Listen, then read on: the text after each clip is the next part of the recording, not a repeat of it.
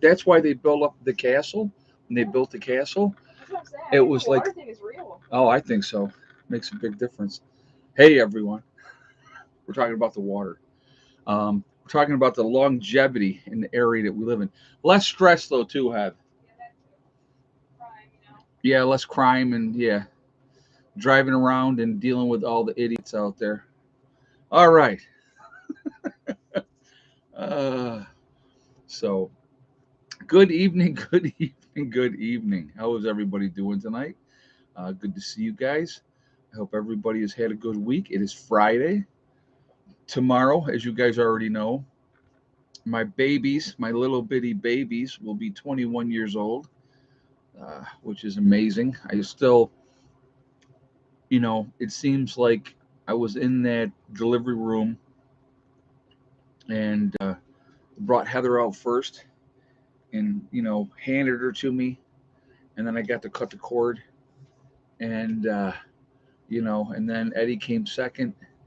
And I just, that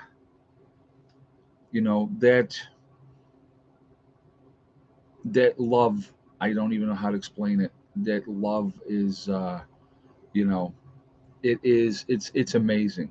Uh, Seeing them that first time, that was it. For me, that was it. Yeah. So life changed when they were born. It absolutely changed. So uh, it's so weird. I look back and I was 36 when my kids were born. So I had up to that point. I mean, I know so many people right out of high school, boom, having kids, doing that, the whole thing. And I just was kind of doing my own thing for so long. And so with that aspect of it, and it was always about me. I didn't have any responsibilities to anybody else. It was whatever I wanted to do when I wanted to do it. I've been all over the country, seen a lot of things, and it really was something else. And then when I had met the kid's mom, you know, and we got pregnant on purpose, and the kids were born, and it flipped that switch, and it was not about me anymore. It's never been about me ever since. It's always been about them, and but yeah, they're special. They'll always be special to me. I was talking to Heather. We were talking a while ago. I said, I'm going to tell you what our relationship's going to turn into when we get older. And I already know. I already know. Um, I said, you'll be like 50 years old and I will be like 86. And I said, what'll end up happening is you'll be like, Dad, you need to do this. And I will tell you where you can stuff it because I'm not going to change. I am who I am. So, but yeah, she is a lot like me, except in the female form. So that's the only difference. But she's a good kid. Anyway, so I'm going to be spending tomorrow with both of them. So I'll get a video up early. I think I'll try to for everybody tomorrow because I will be, like I said, spending part of the day. We got to go pick up Eddie, and we're going to be doing our thing. All right. So yeah, being a parent don't stop just because they become of age and they leave. A lot of times they come back. It is what it is. They're your children, so that doesn't change anything. Okay, so before we get into this video stream tonight, I just want to remind everybody that this is a very family-friendly oriented channel. Let's be decent in the chat and let's be kind to each other. No racism, no nastiness. If you cannot abide by those very simple, easy rules, those awesome people lit up in blue will boot you out of here because we're just not going to have it. And that's it. So, but, you know, so kind of the theme I wanted to talk about with this video tonight. Mr. Rose, hey, y'all, is Eddie still getting along with you pretty good? Yeah. Yeah, we had our moment and he wanted to go live with mom. And I think sometimes you have to leave to find out how good you really had it. And him and his mom go at it constantly. I have told Eddie from day one, the day he left, I said, if you ever want to come home, You can come home at any time, and that's it. And that's just, that door is always open. I would never say to a child that you never can come back. That door is always open. Anytime that he wants to come back, he's more than welcome to come back. So anyway, uh, oh yeah, they think that grass is greener, and like I said, Eddie was always a mama's boy anyway. Um, I'm not here. I'm not bashing my ex-wife on this one, but I will tell you a story, okay? And this happened numerous times, is what I'm going to tell you. So it would be a weekend that the kids were supposed to go with mom, and she would call at the last minute with an excuse of why she wasn't taking them that weekend, okay? And so Eddie would get all kinds of pissed off at me. Eddie would get mad at me, and I'd be like, "Hey, how is it my fault? It's not my fault, you know." But he never was ever mad at her, which I'm like, I don't get that. But it is, like I said, again, that's all water under the bridge. It's all doesn't make any kind of difference now. And the way I always looked at it was this: if she blew those kids off, it meant I got to spend more time with them, and that's it. That's the way I looked at it. And so, you know, I didn't lose; I won. I won. So more time I got to spend with him, that was what it was about for me. And and that's how it kind of went down. But anyway, all right. What kind of an example do we want to be for our children? Right. That's what this whole stream is going to be about. And so I'm being very nostalgic, like today, in thinking, and because like I said, tomorrow is their birthday, and so and they're going to be 21, which is a big number.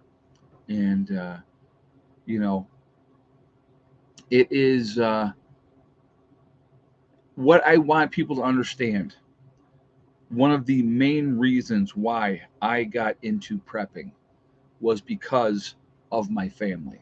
That's what was a driving force for me. So the example, like what I'm talking about, when that whole Hurricane Katrina happened in 2005, right? I looked at that situation, and I realized hugely at that point, it was like a light bulb going off in my head, saying that there's no way that we can rely on the government. We can't rely on the government. We need to rely on ourselves. And a big factor for me was, um, how could I look my children in the eye if something happened, right? Something happened and there was no food and there was no nothing. How could I look my children in the eye and say, I didn't plan ahead? I didn't. Hello, girl. I know. My other child is here. Um, you know, how could I look them in the eye and say, I didn't think enough to plan ahead? And so what we do resonates. Every decision that we make resonates. What? Hi, you good girl. Sometimes, sometimes, you know. But yeah, every decision that we make, everything that we do. It was a lefty who attacked Mr. Pelosi. Oh, was it? Oh, no idea. I want to talk about that a little bit too. I want to talk about that a little bit too, because I thought that there was a statement that was made by somebody else that was very poignant. Okay, but anyway, I will talk about that in a second. So, to me, the reason that really got me going with preparation was when something happens, I'm going to be in a position where I can take care of my family. And that was a driving force for me. Now, they're all grown up now, right? So no more worries. Well, there's still always worries. You know, they're still going to need me. They're going to still, something happens, which I would no doubt that something will happen. I don't give you a timetable of when, but the more prepared we are for whenever that situation happens, the better off we're going to be. And so, The younger generation is watching our reactions to events and situation. Alan Rice, very good point, and you're right. They are. We are the ones, those especially those of us that are older. We have the life experience. We've been around the block a couple times. We've seen a lot of things. So I think it is really important that we are the ones that set the example. We show people how to act and how to react to situations and teach. I think that is so important. So many of these kids today, guys, so many of these kids today do not have positive, especially positive male role models. They don't have them. They just don't have them because so many fathers out there get the wife or girlfriend or whoever pregnant, and off they go, and they don't have any responsibility other than maybe having to pay child support if they pay, and they just go on and live their lives like it's no big deal. I don't understand that. I never will understand that. Uh, it just that we need to be positive role models for this younger generation, teaching, educating how to act, what not to do, what to do, and those type of things. So I think that that's really, really important. And so, that's a responsibility. It really is. And I don't think a lot of people get that. Real quick, I do want to talk about the situation with Paul Pelosi being attacked in his home. Uh, saw that, you know, the insanity of people today. That I mean, this guy's what 80? What's he 83? Something like that. And but there was a statement that was made that I thought that was very, very poignant, and that was from Rand Paul. And Rand Paul basically stated he wishes him a. They were faced off each with a hammer. Yeah, that's not a good thing. Not a good thing. Um, Rand Paul said that he hopes that Mr. Pelosi has a full recovery and everything like that. Unlike Paul Pelosi's and her their daughter, when Rand Paul was attacked and had some injuries, she said he deserved it, if you remember that correctly. And so for Rand Paul to take the higher road, and both of them were hospitalized. Okay, uh, you know, yeah, me with a hammer or any weapon, you better run. Yeah, exactly, exactly. But again, it's like, well, here's the weird part, and this is what I heard, and I don't know if this is factual or not factual. The guy that attacked Mr. Pelosi was in his underwear, just in his underwear. Now, I don't know if that's true. If anybody can confirm that in the chat, I would appreciate that. But I did read that he was in his underwear. Now, why would you be in somebody's house to attack somebody and strip down into your underpants to do it? Does that make any kind of sense whatsoever at all? I don't know. Makes no sense to me. I'm not making a judgment on that, but you know, yeah. I think he came after Nancy, but wasn't when she wasn't there. Went after Paul. Yes, I believe because I guess he said, "Oh, drugs, Mr. Rose." Yeah, that could be. JJ, was it a booty call gone wrong? Hey, you never know. You never know. Uh, but yeah, now I like Mr. Rose's hands. So Mr. Rose is a correction officer, so of course his mind goes right to that. Which you're probably right. When people are whacked out on drugs, you don't know what they're capable of. You know. But who knows? I mean, who knows? So, but yeah, there's some strange birds out there for sure, for sure. But I thought that was awesome of Rand Paul to take the high road in that situation, and not go down to the level of the Pelosi's daughter. What's so good for him? But like I said, I don't want to see anybody get attacked ever. I don't think that is the way things should be done. Must have been on meth. It makes you hot, and so you strip down. Yeah, who knows? A hammer salesman. Oh my god! Come on, buy a hammer. Oh my god, that's too funny. You guys are giving some good ones in the chat here. Some very good ones. So I got to tell you. So we're going to talk about this just for a minute. What do we have? 263 in the chat. We're at 74 thumbs up. So if you haven't shot a thumbs up yet, please do so to show support for the channel. And thank you ahead of time. I do appreciate that, and it really does make a big difference with the algorithm. So the more interaction we have, the better it is for the channel.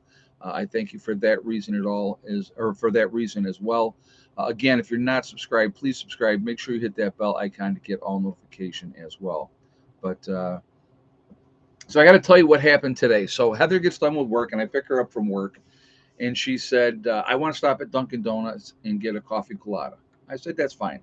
So we get up to the window, and over the speakers, this is what we hear. We hear like that, right? I'm like, what? Hey, Philip, how you doing tonight, buddy? And the girl says, oh, she goes into the thing. She goes, uh, that is Dunkin' Donuts speak for how can I help you? Which I thought was very funny. So we got a good sense of humor. We think we just take it for what it is. Um, But so anyway, so what happens was no, Hella did not get a pop cup. She was not with us. So, but so anyway, we make our order. We get up to the window, and the girl was a freaking riot. I mean, she was just having fun. So she comes up to the window, and she hands us two coffee coladas. So I have a coffee colada here that I'm working on, and she goes, "You're probably wondering why I have two." And Heather goes, "Yeah." I'm going to give them both to you, she said. I don't know what the deal was. It was very, very funny. But she had a good sense of humor and she was having fun. And I just thought that that was cool. So it was very neat. So she gave us two coffee coladas. So Heather had one and I got the other one. So, no, she wasn't flirting, Randy Roman. She was young. She was young. I mean, God, she 22 maybe, if that. So now listen, I realize I'm a dead sexy older man. And I know a lot of these young women out there just, they love the dad bod. They like the belly going and stuff like that. They're into it. I get it. I can't even do it with a straight face. Oh my God. But there are actually, believe it or not, there are people out there that that are into older dudes and stuff like that, which is pretty funny. So, but whatever, to each their own. I like somebody when I'm talking to them about the 80s that they know what I'm talking about, that they weren't born until 20 years after the 80s. Yeah, so but that's too funny. Oh my God, that's freaking hilarious. Janet Humphrey says someday I would love to visit your state. New York is a beautiful state. I am not going to lie about that. It is an absolutely gorgeous state. Once you get away from the cities, and when I say cities, New York City, Rochester, Syracuse, Buffalo, Albany. Once you get away from those cities, the rest of the state is amazingly beautiful. The people are very genuine. Like I said, once you get out of the craziness of the cities, it makes a big, big difference. It really, really does. And like I said, I've lived in the city. I lived in the city of Rochester when I was in my 20s. And, as I got older, I realized I don't want to be here. I want peace. So, oh, the Finger Lakes are amazing, Sharon. Yeah, the Finger Lakes are absolutely amazing. They're beautiful. It's just like I said, it's a beautiful state. Some great riding in this state. Again, once you get away from the cities and a lot of farmland. Yeah, when people think, it's so funny. I always laugh. Even going back to when I went in the military. Okay, so I'll give you an example, and this is what I got. Like, so here I am, a 19-year-old kid, grew up out in the country my whole life, wasn't anywhere near a city or anything like that, and I go into the military. They took us to Buffalo. From Buffalo, we flew to St. Louis in Missouri. From there, we took the 3-hour bus ride out to Fort Leadenwood in Missouri, right? And so people would say, hey man, where are you from? And I would say, oh, I'm from New York. And they would be like, oh, New York City, huh? And every time I'd be like, no, man, New York is way bigger than New York City. I said, I live 400 miles away from New York City. And so, it just, but that assumption, because you were from New York, that, you were from New York City. It's like when I got my place in West Virginia here. All right. And I'm a country boy. I've been a country boy my whole life. I grew up on a farm. We did pigs and chickens and cows and the whole 9 yards. And geese. I remember them geese are mean. Geese are mean. Remember that. Uh, so anyway, we had, that was my background. And so, like, even going down to West Virginia here, and they say, oh, the New York plates on my truck and stuff like that. And I had the one guy that I was talking to, this couple where I got some of the apples from, and he had said, he said, okay, he said, so you got New York plates, but you're wearing a side piece. You know what I mean? He goes, I said, listen, I said, I am a country boy. Have always been a country boy, very conservative. That's how I grew up. And, so, but it's funny. They assume, and then when they get to know me, they realize, oh, he's just a good old boy like everybody else. But like I said, I treat people with respect and dignity, or at least I try to. Hey, East Tennessee Preparedness. Thanks, Ed. The first prepper channel I watched. Oh, very cool, man. I appreciate that. Thank you very much for the donation, and I'm glad you're still watching. So that's very cool. I do appreciate that. But geese are little birds with a huge attitude, but they're not so little, Prep Rebel. Geese are not so little. When you are an 8, 9 year old kid and that goose is looking you straight in the eyes, they're pretty big. And then they get those wings kicked out when they're pissed. Yeah, that's scary. That's scary.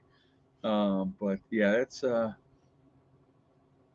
fun times. I look back at those memories, and I every once in a while I will go back out to the old homestead that we had way back, and the barn's still there, which that I can't even believe the barn's still there, to be honest with you. The trailer we grew up in is long gone, but Prepper, Ed, I know I used to have one chase me every time. Yeah, they're no joke, and they do have a bad attitude. So, but anyway, it's preconceived notions. A lot of people have preconceived notions, so that's why I always try, in my own experience, my own life, is try to treat people with respect and dignity. Just because you don't know their background, you don't know their history, you don't know what they come from, what they've had to overcome. You know, it's just, I always laugh when, like, the nonsense. See, and this is what bothers me probably more than anything else. When this our society today, 2022, and you hear all this crap of white privilege and all this type of stuff. I'm going to tell you what, folks. I grew up poor. I mean very, very poor. I can remember we were living, and we're gonna talk about a couple of these things. We were in the city of Buffalo, and I was there during the blizzard of 77, 78. We were in Buffalo. And if you want to go back and look at the history of that, it was a brutal storm. Okay. Well, we were living in Buffalo at that time. And where we were living, we did not have a refrigerator. So the front porch was the refrigerator. All right. We had, like, our milk and all that kind of stuff was out on the front porch. I had a mattress on the floor because we didn't even have, the bed frame. My dresser was boxes. We had our stuff in boxes. So, I mean, we were dirt poor. And I remember that. And I'm going to tell you what, throughout my entire life, I've worked hard. I started working as a really early age because I realized at an early age, if I want something, I better get out there and earn it and make it. And nobody was giving me crap. So, all these people that, all the crap that goes on and all the benefits that people get, and the entitlement attitude of especially the younger generation now, where they think that everything should be handed to them and they shouldn't have to work for anything. I have no problem if my daughter said, Dad, I want to stay here in the homestead, you know, until she's 35 years old. And then, if she gets married or whatever, I wouldn't care if they stayed here. It doesn't make any difference to me. It's take care of your own. But it's not that she would sit home and do nothing. She works, so she's working. She's making her own money now, and it's a good feeling. And she even we've talked about this, and she's like, I like having my own money to be able to do what I want when I want to do it. And I said, exactly, and that's what it's that's what it's about. But it doesn't mean you have to leave and move away. I'd rather have her sit here and bank her money, save her money for what she needs. If she wants to get a car down the road, that she can walk into any kind of dealership and have, $4,000 or $5,000, whatever, to be able to put down on a car, and not have all the other expenses, so that she's not strapped down to a ridiculously high interest rate and a high payment and all that type of thing. So, those are things like that. But you know you have people want something for nothing. uh you know the welfare system, I'll give you an example like that. Okay, the welfare system was set up to help people that were in need.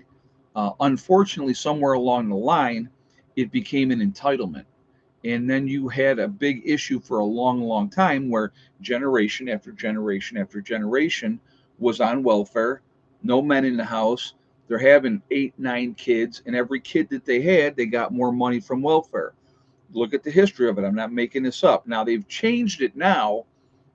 So if you go on welfare and let's say you've got 3 kids, that's the money you're going to get. If you continue to have kids after that, you're not getting any more money anymore. So that incentive to continue to have more kids has now gone away, which should have never been there in the first place. And so we should be, again, and I've said this many, many times, we should be giving people a hand up, not a handout. A handout, all that does is you make somebody, dependent on you, the system, and it never helps them to make those steps needed to have a better life. And so if we can help people by giving them a hand up, then I have no problem with that. But a lifetime of you sitting on the couch watching, soap operas or whatever else, while you collect that check every month, and then you got the boyfriend on the side who's paying for other things for you. I mean, the whole system is messed up. Needs to be revamped. They've been working on that part of it, which I think is a good thing. And there are people that need help that can't get help because they're just over whatever the threshold would be. It's insanity. The whole thing is insanity. That's just my take on that part. But again, what I want to get back to is what we're talking about, the topic of this video. What example do we want to set? So if I'm going to teach my kids, like what I've tried to instill in my kids is a good work ethic, treat people with respect and dignity, treat people the way you want to be treated. And so, like when Heather was coming up through high school, especially when she was little, and she would always get the most polite, the nicest kid every year. Every year. Yeah, you hear about sugar daddies and sugar mamas? Me, I want a sugar puppy. Oh, that's funny. I like that. That's hilarious. Um, but yeah, it's like, she would always get the most polite because she was raised to say please, thank you, yes sir, no sir, yes ma'am, no ma'am. Okay, no copping an attitude, not acting like a jerk, not acting entitled. And then what kills me about that, some of these kids out there, they think that they can just talk to an adult any way that they see fit because their parents have allowed that to happen. That's a problem, because what happens is if you have spoiled, rotten brat kids, they grow up to be spoiled, rotten brat adults. And a lot of times when they become teenagers and stuff like that, they turn on the parent. They turn on the parent. And you'll see example and example over and over and over again where the kid's beating on his mom, or he's so disrespectful to his mother that it's beyond crazy. And I just, to me, I'm the parent. When you turn 18, if you want a jet and go on and do your thing and act like an a-hole, have at it. Okay. But I'm going to make sure they have a foundation ahead of time. And that goes back to my grandparents, with my upbringing. My grandparents were involved a lot in our lives, and they were a huge influence. And that stability, and they were always the rock. Grandma and Grandpa were always the rock because they were there.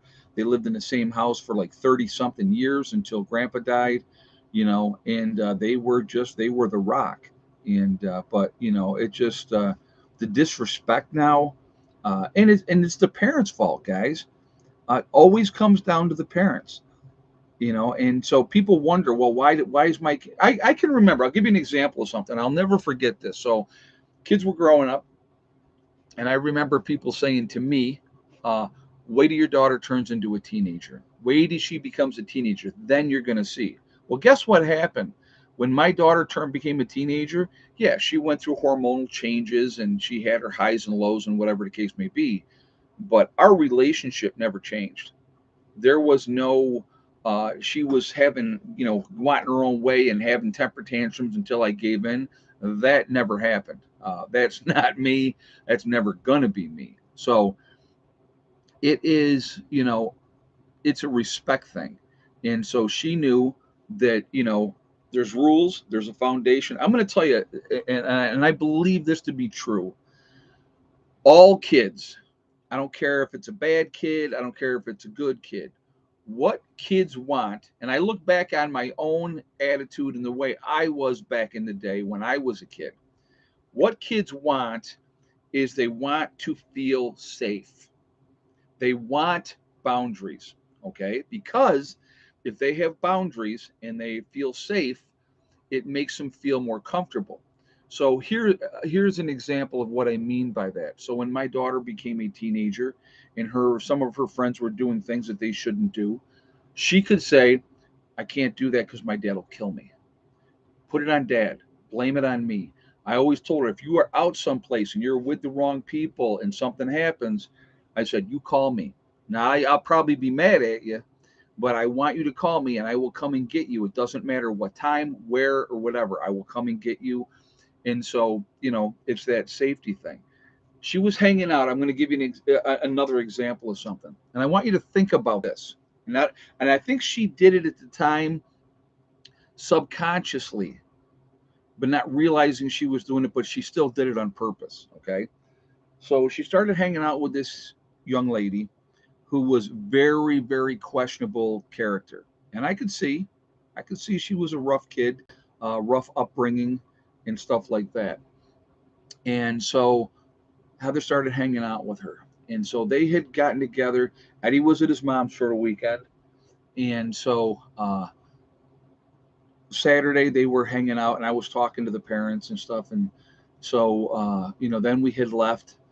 And on the Sunday, Eddie comes home. So they're going to go off and they're going to go sledding. Eddie and Heather are going to go sledding because I would never let them run off on their own. They had to make sure they were partnered up. So we're going to go sledding, Dad. I said, okay. Now, you have to understand this too. So before we get into the rest of this part, Eddie always got in trouble. Heather never got in trouble. And I remember Eddie asking me one time, well, how come I always get punished and Heather never gets punished? And I said, well, that's because Heather doesn't do anything wrong to get punished, right? So this particular day, Eddie comes running back. Now I was outside and I was splitting wood. And Eddie comes back. He's like, Dad, Heather was smoking. I said, okay. I said, I'll take care of it. So then Heather comes up and she's got all the crocodile tears. And I'm like, and here's the best. You guys are going to love this. So I said, were you smoking? And she goes, yes. I said, go in your room. I'll be in shortly. That's all I said. And I went back to splitting wood. So now she went in the house, went into her room, and I made her wait like 15 minutes. And I did that because now she's got a stew. And oh my God, what's going to happen? I got caught smoking, blah, blah, blah. Right? Well, no, we'd gotten together with them on the Friday, the family on the Friday. So then she had to wait. This was on a Sunday. She had to wait. So I went in and I said, so you were smoking? And she goes, yes. And I said, where did you get the cigarettes? Well, I got them from, and she named this girl. I said, okay. I go, here's what's going to happen. I said, first of all, you're going to be grounded. You and her are not ever hanging out again. ever. You're done. So that's it. No more hanging out with her at all. And so, this, and then I gave her some other punishment, nothing drastic, but I basically ended that relationship right there. All right. So she got punished. And now we had been with them on the Friday. Heather could have smoked on her own on Saturday, but she waited until Eddie got home on Sunday and then smoked in front of him. Why did she do that? Because psychologically, she wanted to end that relationship with that girl, but didn't know how to end that relationship with that girl. So now, if dad is the one forcing the hand and ends that relationship, it protects her. So now she can't hang out with her anymore. She has to go to this girl and say, listen, I'd love to hang out with you, but I can't. My dad won't let me hang out with you anymore. Right. So subconsciously, she did that on purpose so dad would take care of it. And I did. And that was it. And that girl went on and, she had other issues and, she's already got a kid in the whole 9 yards. You know what I mean? So, um, but it was done. She, like I said, subconsciously, she waited till her brother was home so that she smoked in front of him because she knew he would tell because he wanted her to get in trouble. And the grin on his face, I will never forget that. It was like, yes, she's going to get in trouble. And she did because you know what? She made a poor choice. But like I said, what kids want is they want to be safe and in that boundary. And I look back to my own self and I was buck wild, and I did whatever I wanted. I didn't listen to anybody. I did whatever I wanted.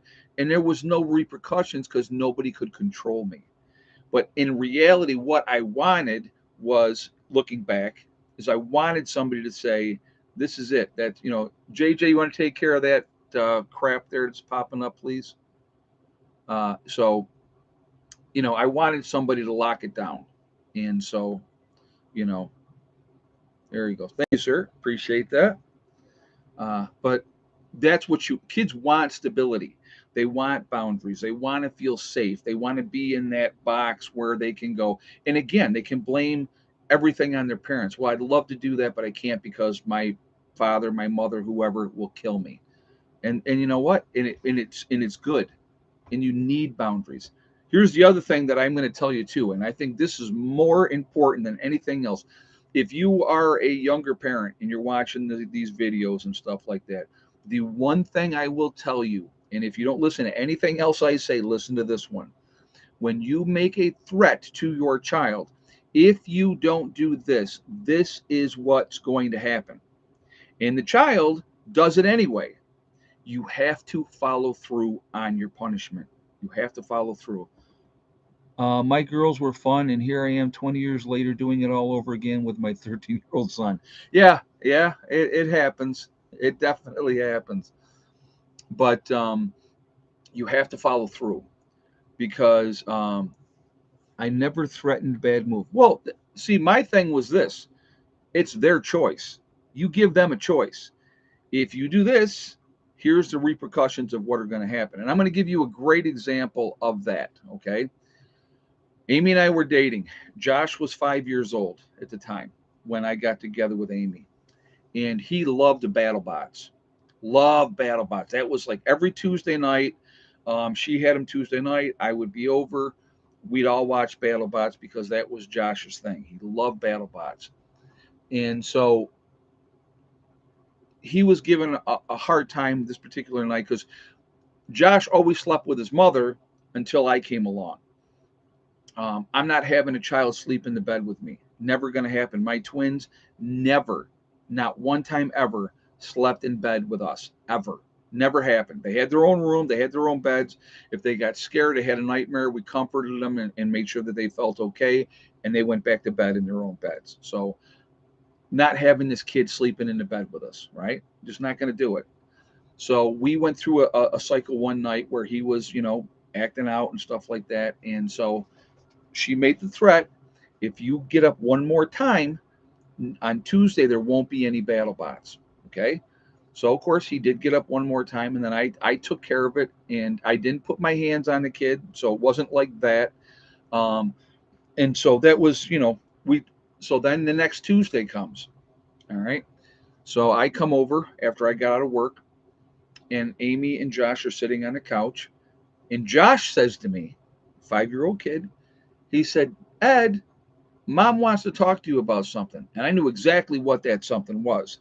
And this is what I said at the time. I said, if it's what I think it's going to be, if you do not follow through with what you said, I said, I'm out of here and I'm done. Because if you can't stand by what you say, I'm not going to be part of I'm not going to be involved with you at all. That's it, period. And she turned and she looked at Josh and she said, no battle bots, Josh. That was it. You have to follow through. Whatever the punishment that you're telling them, if you continue to do this, this is the repercussions, is what is going to happen because of your actions. Okay. So you have to always follow through. And I think that's really important. And here's the other aspect of it, following through. If I make a promise to my children, like tomorrow, an example, Eddie said, and I know they're adults now, okay, but Eddie said he wants to go to the House of Guitars. Guess what we're doing tomorrow? I said, yes, I will take you to the House of Guitars. Guess what I'm doing tomorrow? I'm taking my son to the House of Guitars because that's what he wants to do. When you make a promise, you also have to follow through with what you say. If you say we're going to do this, you got to follow through with it. Now, I understand sometimes things come up. You don't know, that happens. But if some emergency comes up, you better make contingency plans and say, I'm sorry, this is what has happened. This is why we can't do that today, but we're going to do it this day. Always make sure, if you can't follow through for what you said for whatever reason, that you make it up. And I think that that's important. I really, really do, because that's how you build your relationships with your children. That's how you teach your children to be good people. Be a man or a woman of your word. Follow through both ways. And it makes for a better relationship. If you promise, and then never follow through, that sucks, you know. And here's another thing I will tell you, and this is what I learned with Eddie. I could spank Eddie all day long, and it was ineffective because of his autism. It just wasn't effective. It didn't make any difference.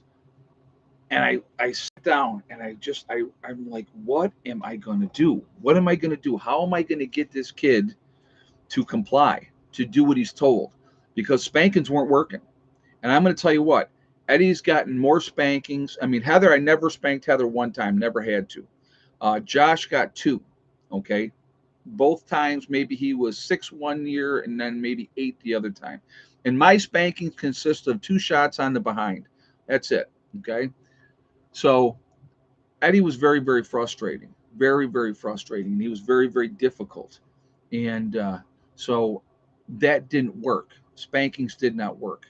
So I figured, what can I do? What am I going to do? What am I going to do? And then all of a sudden, like a light bulb went off in my head. The only thing Eddie cared about, period, bar none, was that computer time. And so I started using that as a tool to get him to comply to do what he was told, because I would leave it up to him. This is the chore we're going to do, be it stack wood, whatever the case may be.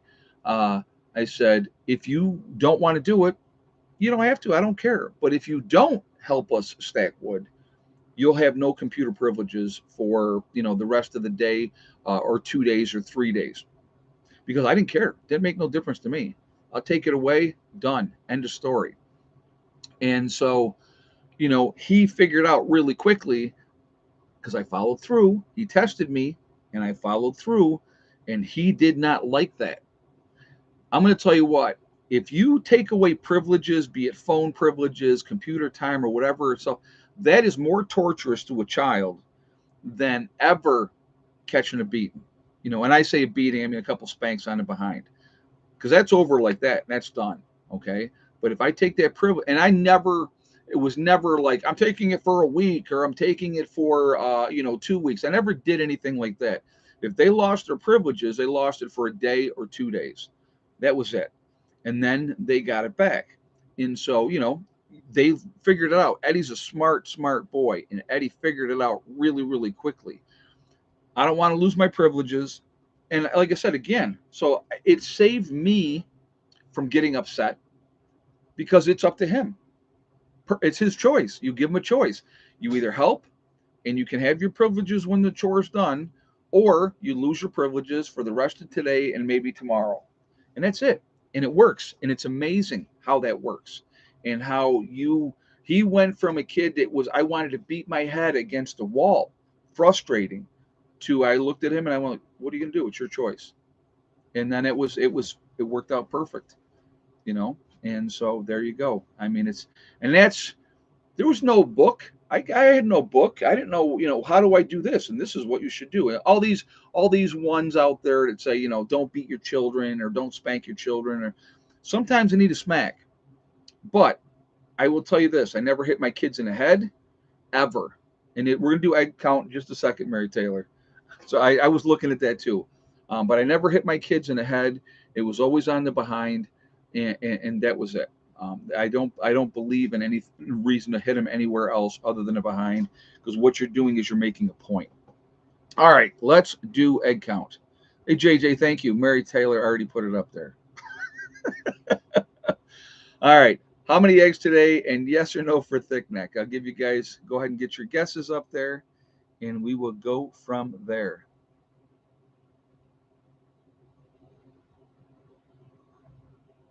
So I'll give you guys a moment to get your guesses up, and we will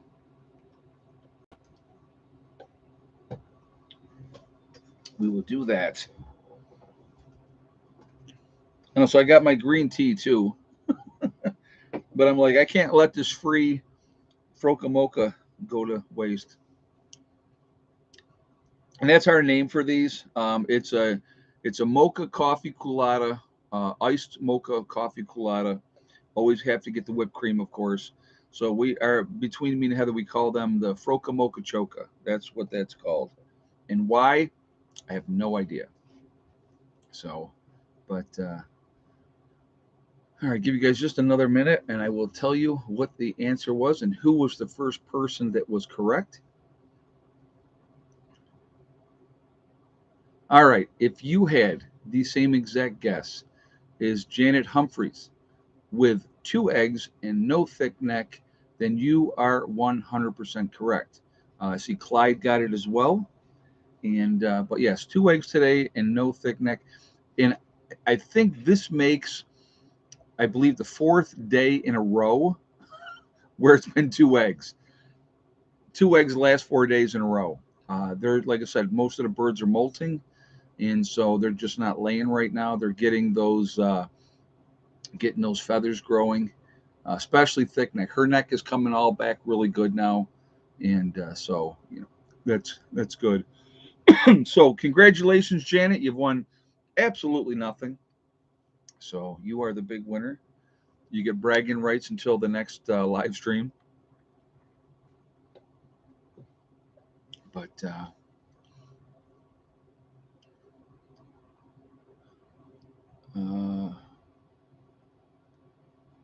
I meant to, but accidentally hit 4. Well, that happens, John. Is it that 2 and the 4 are right next to each other with a 3 in the way? So, but no, the chickens are doing good. I love watching them. And what I'm going to end up doing, just so you guys know, because we're not selling the New York property, those chickens will stay here in New York. I will start a new flock down in West Virginia. I'm going to have to build a chicken coop down there first, but that will be one of the things that we're going to do hopefully next year at some point, is get a chicken coop built and get new chickens. And I'll make a dog run around that chicken coop as well, so that if I'm heading out, I can put Miss Hella down in a run down there. And so I'll have to make the fence much higher because she's a big girl. Somebody had asked me, I did want to address this too. They're like, what's going on with the other 2 dogs? Where are the other 2 dogs? The other 2 dogs are staying in New York so they can be here for Heather and Becky. They're good early warning system. The reason that Hella started coming down with me in the first place is because she is so attached to me. When I left in April and was gone for 3 weeks, the dog lost weight. She was, depressed. And so, Heather was like, Dad, this dog is just, without you here, she's a totally different animal. And she's really depressed. So I started bringing her back and forth with me. And I got to be honest, she's great company. And I love that dog to death. She is my favorite dog. And I'm going to be honest, it's just the way it is. I have a weird connection with her, uh, way more than I've ever had with any other animal in my life. She's a fantastic dog, and she's really good. I mean, she's really good. The only time she actually gets naughty is if she gets in heat and she runs off with Jerry Lee. So, but other than that, she's pretty much like Steve will say all the time. He'll because if I'm outside and I'm walking around or whatever, that dog is right there. And so Steve will be like, "Watch him, Hella, watch him," because she's just that dog is just she's connected. That connection is just there. But oh yeah, Karen, I know. She said it means she really loves you. She does. I see it, and I feel the same way, and I think she knows that too.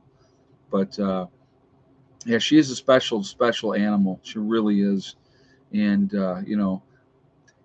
is in protective. Oh my God, that dog is so protective.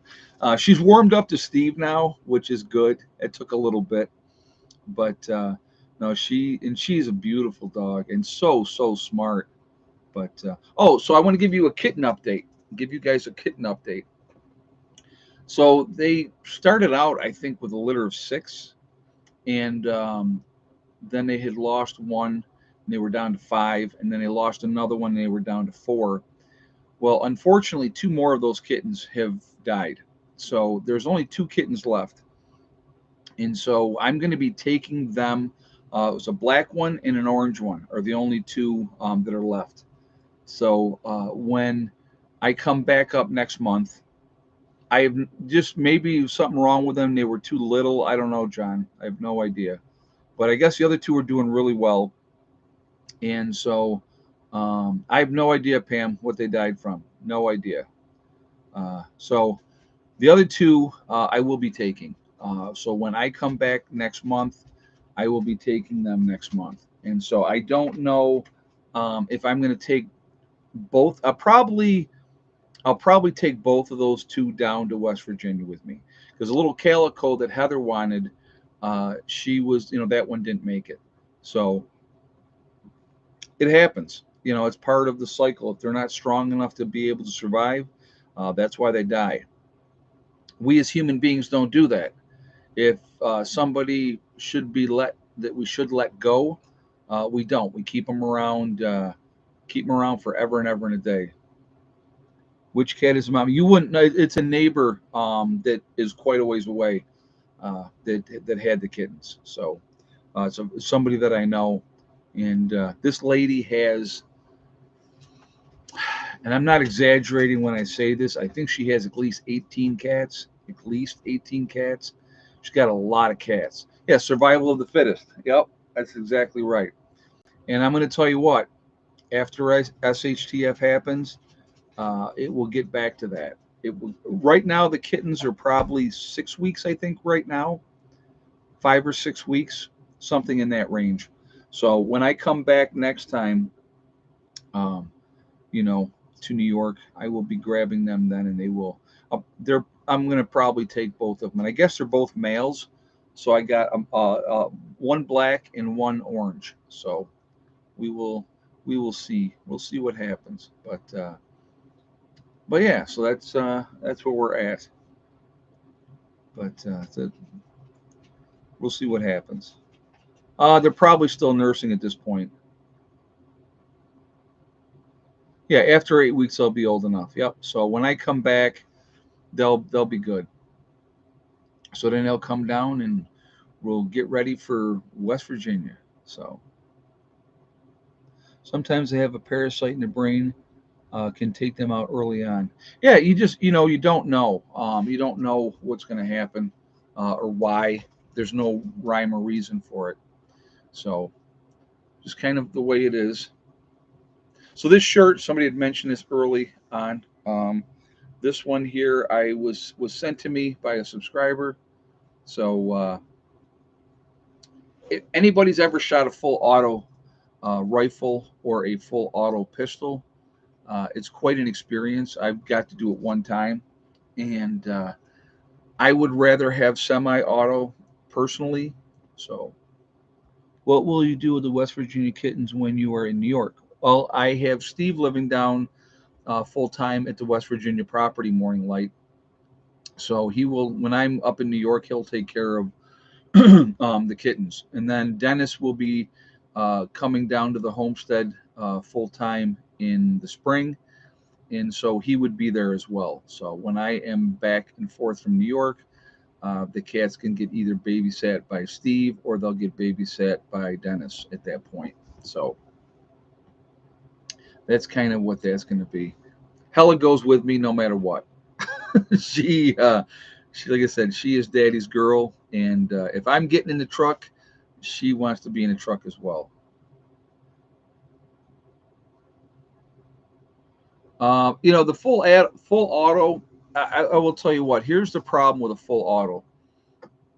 When you're shooting, the gun automatically rides up, so you're wasting a lot of rounds that way. And so to me, I would rather have the semi because as fast as I can pull that trigger, that's how fast it's going to shoot, and I can stay on target and not have it ride up on you because for it just does it with a pistol or a rifle. So I find my own personal thing that I would rather just have a semi-auto. I think it's much more efficient. Yeah, you can put a lot of rounds down range with a full auto, but where are you putting them? If you're shooting some over their head, you're not hitting your target. So, did 50 cal training at Nels Air Force Base? It was like firing a jackhammer. Oh yeah, 50 cal is ridiculous. Yeah, yeah, that's a whole different thing. So, but yeah, you just never know. You just never know. But anyway, going back now, we've been off topic completely. But I think, like I said, we have choices of what example we can set for our children. And I think it's important that we try to do the best we can, give them a solid foundation, teach them to be, like I said, to be respectful. Uh, you know, I would also teach them to question everything. I think that is important as well. Just don't listen to the narrative and automatically accept it for what it is. That's not always a good thing. So I think with teaching them to think, to be independent thinkers, I think is important. And so I think that's our responsibility as well, to think outside the box. You have so many people that they want to put into this box and they want you to fit into that box. And I was never one of those kids. I was not one of those kids. I'm not one of those adults. I never fit into a box. Never will, never have been. I always went by my own path. But like I said, again, uh, treating people the right way or attempting to anyway, you know. And I always believed, especially like even when I was at my worst as a child and doing all the wrong things. I can remember one time. I'll give you an example of something else. We were out and there was older gentleman or something like that, right? And my one buddy says, "Hey, let's go mess with him." And I went, "Man, I ain't messing with nobody, no old people." And he's like, "Well, why not?" I said, "They've lived long enough to deserve to be left alone." And I never liked trying to intimidate or bully somebody. And when you have somebody that, and you don't know, maybe he did know something, who knows? But to me, even as that punk kid, they were like off limits. Older people were off limits. I would never mess with them. And I think that was came from my respect of my grandparents. So I think that's where that came from, because my grandparents were older, and I just said, you know what, I'm not messing with old people. I'll mess with somebody my age or somebody in their 20s and 30s all day long. I didn't care, but not old people. I left them alone. So So if anybody that was hanging with me, I mean, I always called the shots, always did. If we were going to do something, they were like, "What are we doing? How are we doing it?" And I would break it down. This is what we're doing. This is how we're doing it, and we always got away with it, always. So the only thing that ever used to get me jammed up, guys, was fighting. If I had to give somebody an attitude readjustment, and that's when I usually got in trouble. So, but some people need an attitude readjustment. One of the best things I saw, if anybody's seen the show Mr. In Between, if you have or have not seen that show, just in the chat here, yes or no. Mr. In Between, have any of you guys seen that show?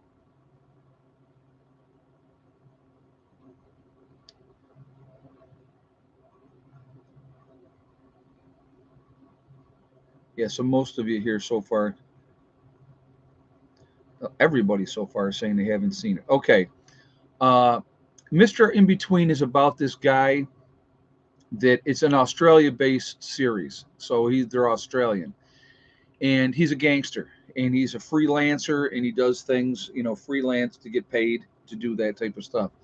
Well, they got him an anger management class. And there's a line that he says in anger management class, which I think is amazing. And I love that line.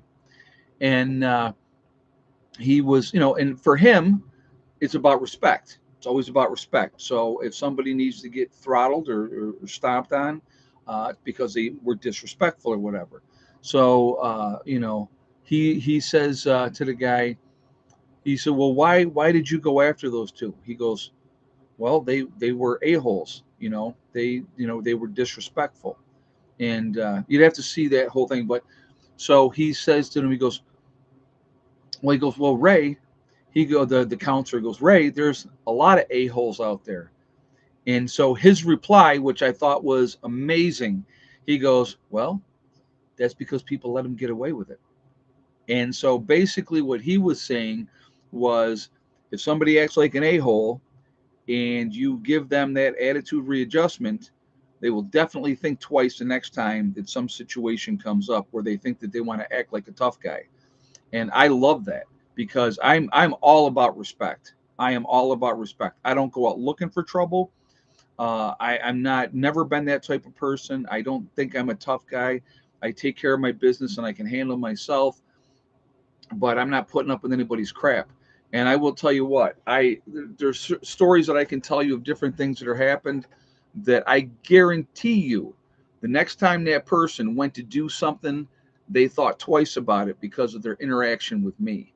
And one of the biggest things for me, folks, and I will tell you this right now, and I just been a bone of contention for many, many years, and I've dealt with it very swiftly every single time.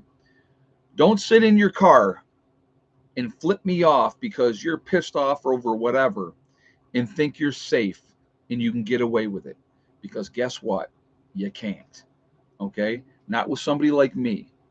And I have definitely dealt with those situations where come up to the stoplight, they had flipped me off. I get out of the car, I'll knock on the window and say, "Step on out." Guess what? 9 times out of 10, they're not stepping out because they want to be a tough guy in their car and they think that they're safe and it's a good spot where they can be a tough guy. Well, guess what? It ain't, because there's always somebody that ain't going to put up with that crap. And again, it's about respect. If I screw up driving, I will tell you this right now, and I have screwed up many, many times driving, gone into the wrong lane, maybe somebody was there, and I always do this. I'll put my hands up and I'll go, "It's on me. I'm sorry. I'm sorry. My mistake." Because you know what? We all screw up. It doesn't give me a license to act like a jerk. And I don't have, like, I've passed people and they flip me off, right? And definitely get shot in Miami. Well, it's different these days. I'm talking about, well, I've actually done it within the last 10 years. Last time was about 10 years ago that I actually did that. I'm still living in Greece, New York. And yeah, but a carload of kids. Uh, and I got out by myself. I had the twins with me and they pissed me off so bad. I'll tell you that story real quick. And we're going to do shout outs here in just a minute. But what happened was we were at a light I'm behind a car. We got the turn signal lane. And I can see the girl driving is texting away. Bing, bing, bing, bing, bing, texting away. The light turns green. I just tooted my horn one time. Toot, let them know, hey, light's green, let's go. Kid in the back seat, 5 of them in the car. Kid in the back seat turns around, gives me the bird, right? I'm like, all right, you want to play games? That's fine. So I pull up next to him and I'm like, pull over. Go ahead, pull over. And the kids in the back and he's like, doing all this, right? Like, okay, okay. So I kicked in behind him. And we are in an area where there's a lot of lights, right?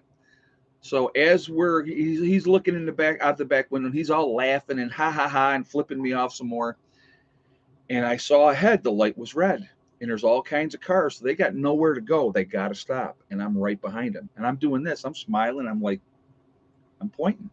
He don't know what I'm talking about. They stop. I stop. I told the kids stay in a truck or car. I had my whatever vehicle I was driving at the time. I get out, and boy, when I got out of that truck, his face changed.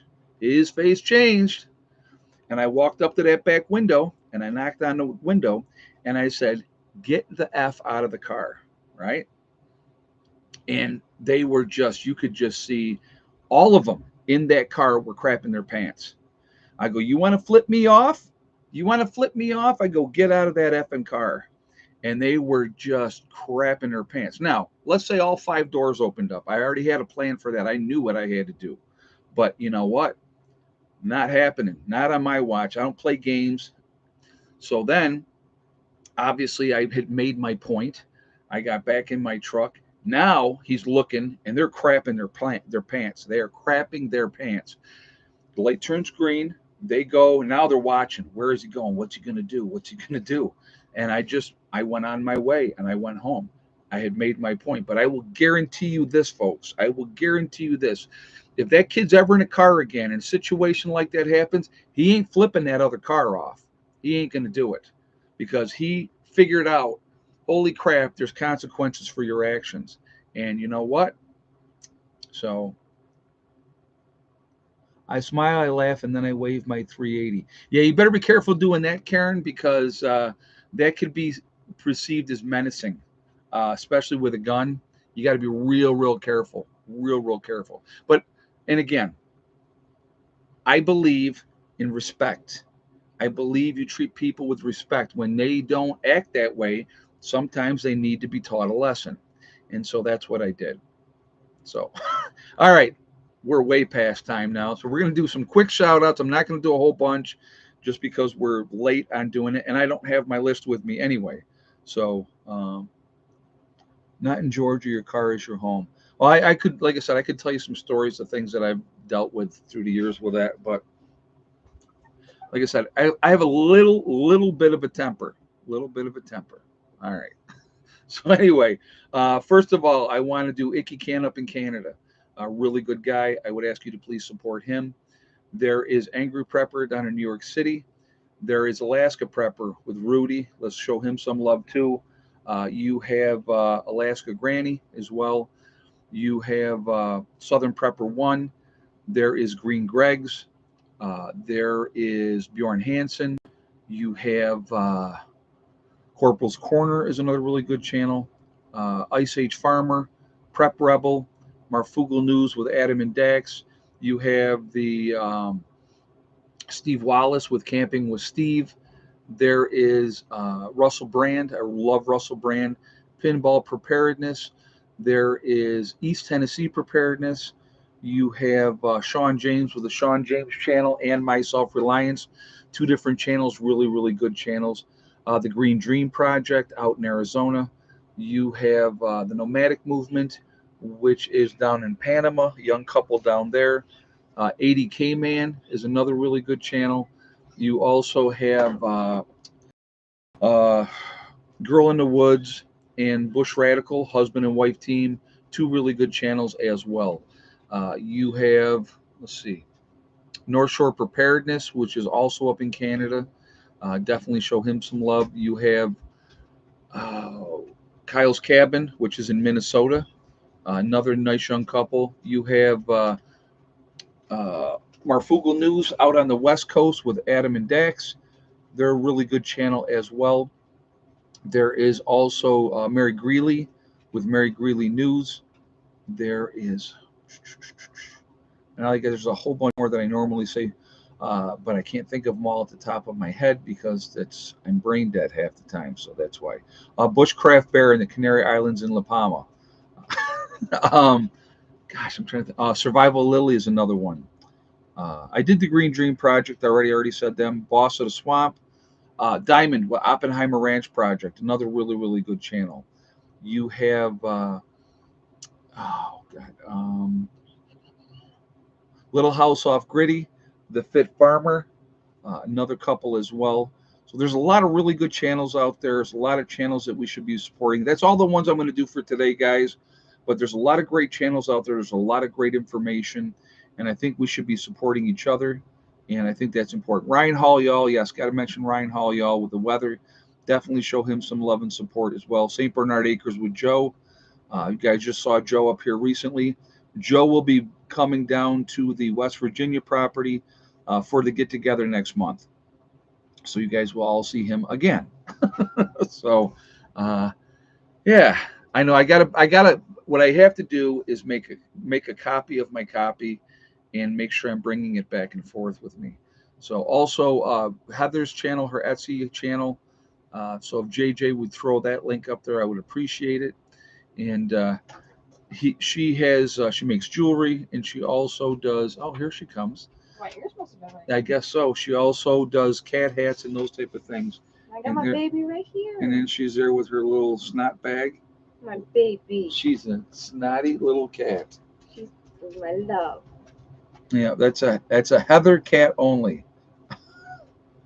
She loves me. Yeah, and she that's does. about it. And that is about it, yes. But she's a spoiled little girl. She is. I love her. Yep. So. Oh, thank you, everybody. Yep. So a few more hours, less than 3 hours. Heather will be 21. Actually, they were born 11:47. Yeah. I was. Yeah, and Eddie was 11:52. So we were coming up on the next day, and I'm like, so Heather was born, and I said, you're going to get him out so they're on the same day, right? And they were like, yeah, we'll get him out on time. So I didn't want to have, I got twins, and her birthday's here, and her birthday's the next day. And his birthday? Yes, his birthday. So, but so technically, she actually won't be 21 till like quarter to midnight tomorrow night, but that's her day that she was born. Yes. So, according to the paperwork, Yeah. But they go by the date. So, celebrate with a margarita. I wish. It's funny. I'm on an antibiotic right now where they said absolutely no alcohol, so I can't drink for like another 2 weeks. Yeah. So we had initially planned to go out. We're still going to go out. And Dad was going to monitor and make sure that she didn't get too out of control for her birthday. Because I have some regulars that are like, we're going to be down there and they're going to get me a cake and all that, and we're going to kind of hang out. So we were going to, have a good time that way. And so now she's on an antibiotic and she can't drink at all. So here she's going to be her 21st birthday on a Saturday. On right? a Saturday. Perfect. I don't have to work again until Tuesday. Right. So I have the whole long weekend to recover.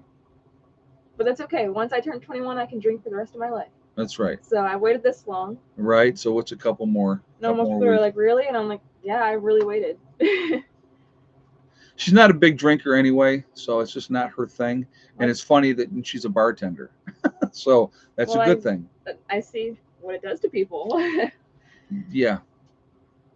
I will tell Eddie happy birthday as well, Troy. Thank you very much for that. I do appreciate that. So. Yeah, I agree with Pam Sloan that it would be cool to have a twin with a separate birthday. I don't think so. I think so. Well, it would be my day, and Eddie would have to wait until the next day. Well, it didn't happen that way. It did not. So that was cool, though. They're being born like that was amazing. So anyway. All right. Here I'd come in and say hola. Well, thank you for stopping by and saying hi. Yeah. Just all right, so what we're going to do now, guys, we are Legion because we are many. We are all over the world. We're all over the planet. Where is everybody from tonight? We have Melbourne, Australia with Philip in the house. Good day, Philip. Montreal, Quebec, Canada, Waterloo, New York, North Hollywood, California, Fort Worth, Texas, Connecticut, Franklin County, Ohio, New Mexico, BC, Canada, Ulster Park, New York, uh, BC, Canada, once again, West Virginia, New Hampshire, uh, Somerset, Pennsylvania, Pleasant Plain, Ohio, Kingman, Arizona, East Tennessee, North Carolina, Ohio, or Iowa was in there, I'm sorry, East Central Illinois, West Central Ohio, Roll Tide in Alabama, Kingsport, Tennessee, Missouri in the Ozarks, St. Augustine, Florida, Inverness, Florida, with Clyde in the house, Central Pennsylvania, Kingsport, Tennessee, once again, Granbury, Texas, Randolph County, West Virginia, Verone, BC, Canada, Cape Cod, Massachusetts, Northwest Louisiana, Black Mountain, North Carolina, Southern Maine, St. Augustine, Florida. We have Campbell, Missouri, Go Vols, Tennessee Volunteers, Western New York. We have Central Florida, Trenton, Georgia. So once again, all over. We have Mississauga, Ontario, Canada, with Joyce, Apollo, Pennsylvania. We're all over the country, guys. We're all over the world. We're a huge network of people. We're the ones that truly can make a difference now. We can make a difference afterward as well. So I think we should try to do that if we can. We got Bumstead, Florida. So, but we're like I said, we're all over the place, all over the place, and we're the ones that truly can make a difference. So I'm talking about somebody said when they turned 18, the drinking age was 18. For me, it sucked because 6 months before I turned 18, they raised the drinking age to 19. Not that I didn't drink anyway; I'd been drinking in bars since I was 16, but they made it 19. 6 months before I turned 19, they made it 21, and then I had gone to service and you drank anyway. So totally different. So then but and then the day I turned 21, I never cared if I got ID'd again. But no, I could grow a full beard when I was young, so I didn't get proof very much. But yeah, it was interesting times, interesting times for sure. All right, guys. I want to thank my moderators once again, who do an absolutely fantastic job. Thank you, ladies and gentlemen, that moderate for me. I really appreciate you, what you do. Thank you for that. Also, I want to thank all you guys for being here. And this was just kind of a pretty laid back live stream tonight. I didn't want to get into any kind of the insanity of the world. I just wanted to kind of talk a little bit, and that's what we did. And hopefully, maybe you learned something, maybe you didn't. I don't know. So, but hopefully you did. But anyway, remember, guys, we are all in this together. We are one race called the human race. If we could ever truly figure that one out, we would be in much, much better shape. We have to stop letting them divide us. They use race, they use religion, they use political affiliation, they use the vaxxed and the unvaxxed. These are all games that are put out there to keep us fighting amongst each other, and it's insanity. It's insanity, because at the end of the day, what difference does it make what color you are? At the end of the day, what difference does it make if you are this religion, that religion, or no religion? Okay. At the end of the day, who cares what your political affiliation with? You could believe whatever you want to believe. At the end of the day, who cares if you're vaxxed or you're unvaxxed? It's your choice. You can do what you want to do. What makes a difference is how you treat people. And if you treat people with respect and dignity, I think that goes a long way. And we need to get back to that, and not all these judgments and you suck because of this or you suck because of that. That's just so stupid. So stupid. And meanwhile, they continue to laugh at us because they got us doing exactly what they want. All right. Also, remember, guys, hug and kiss the ones that you love. Tell them every single day tomorrow is not guaranteed. We never know what's going to happen in life. So it is really, really important that you tell the people that you care about every day how you feel. And last but not least, STD. step, thing, and day. One step at a time, one thing at a time, and one day at a time. Whatever you're trying to accomplish, whatever you're trying to do, you can do it. The only one that is going to stop you from reaching your goal is you. That's it. Nobody else. Stay positive, stay away from the negativity, and you're going to be just fine. Life is so short. Let's have a good journey. Let's try to enjoy it. Enjoy the ride. What are you going to do? There's nothing else you can do. We got to go along with it. So, have a great day, everybody. Please be safe. I will see you all tomorrow. Prepper Nurse One, out for now.